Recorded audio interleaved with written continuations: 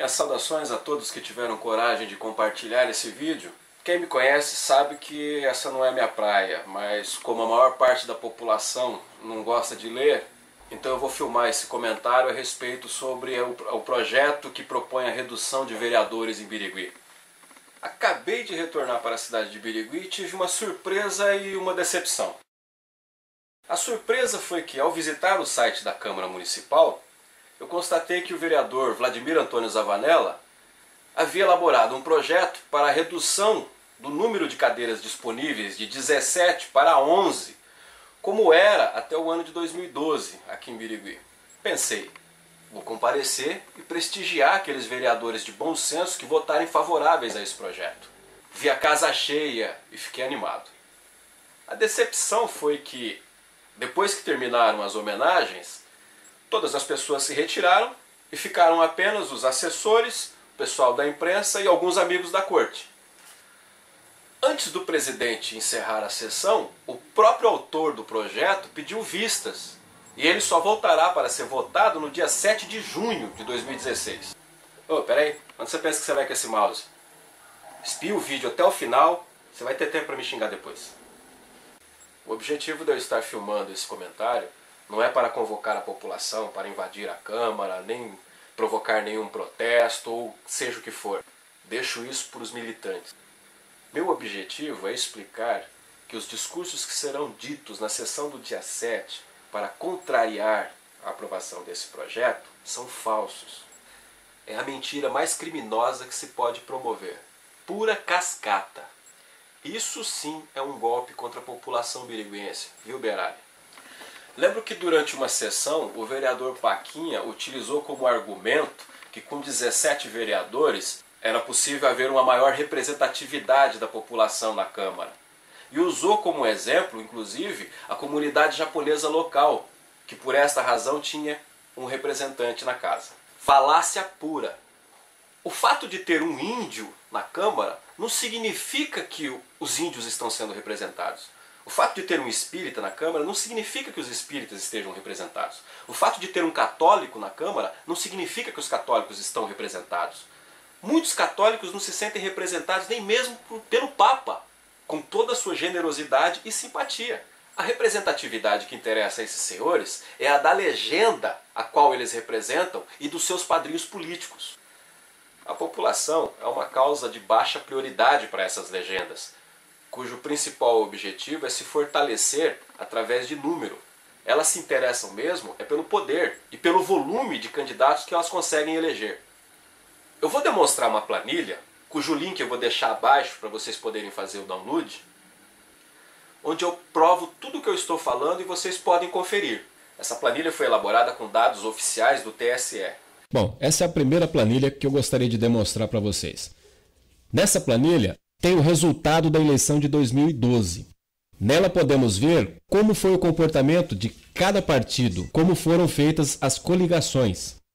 Naquele ano, o número de eleitores era pouco mais de 66 mil, mas como toda eleição existe uma média de votos inválidos, o que aconteceu foi que apenas 59.128 votos foram contabilizados.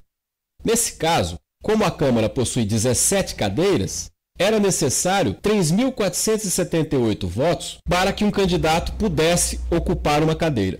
As legendas DEM e PSD somaram juntas 7.276 votos, o que lhes deu direito a 2 cadeiras, e ficou um saldo de votos.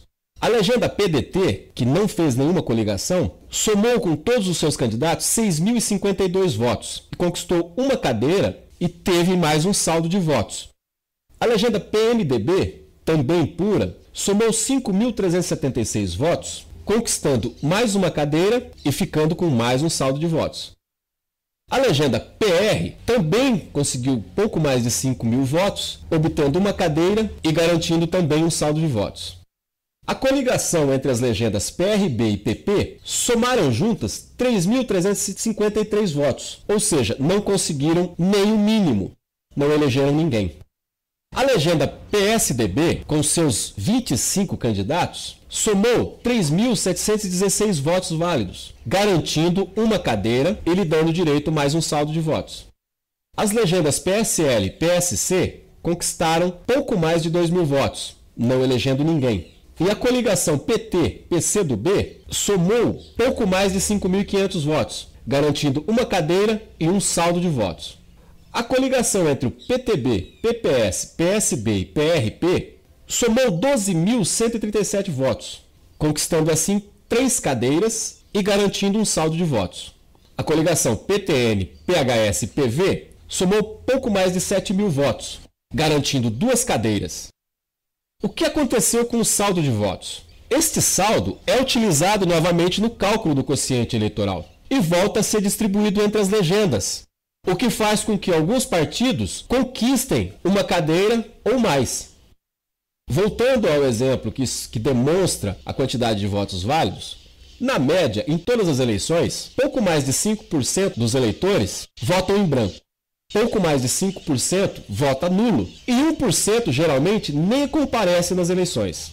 Também tem que considerar os mais de 8% de eleitores que votam na legenda, ou seja, para eles qualquer candidato eleito satisfaz.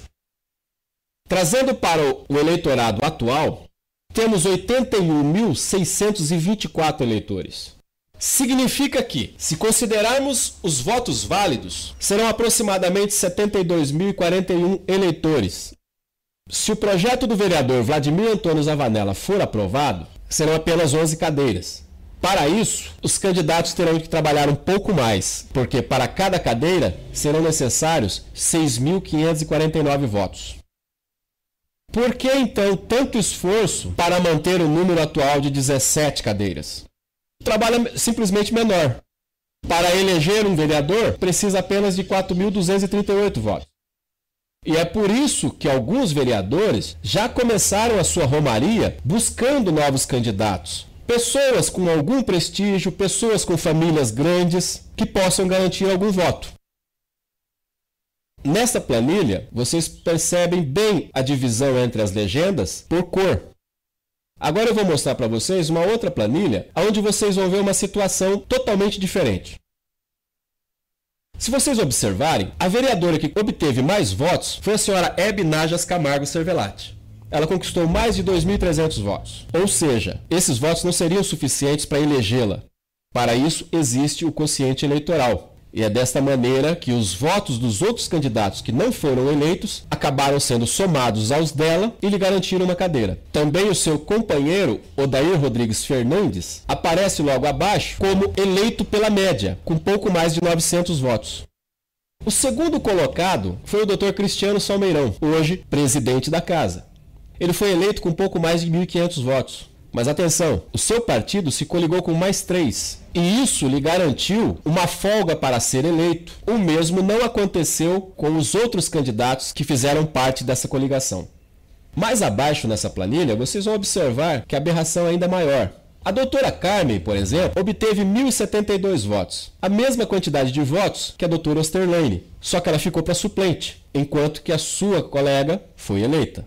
Se vocês observarem, vão ver que vários vereadores, como é o caso do Leandro Moreira, o Lê, o senhor Ricardo Kumazawa, a senhora Aparecida de Fátima Saboto, foram eleitos com aquele saldo de votos das legendas.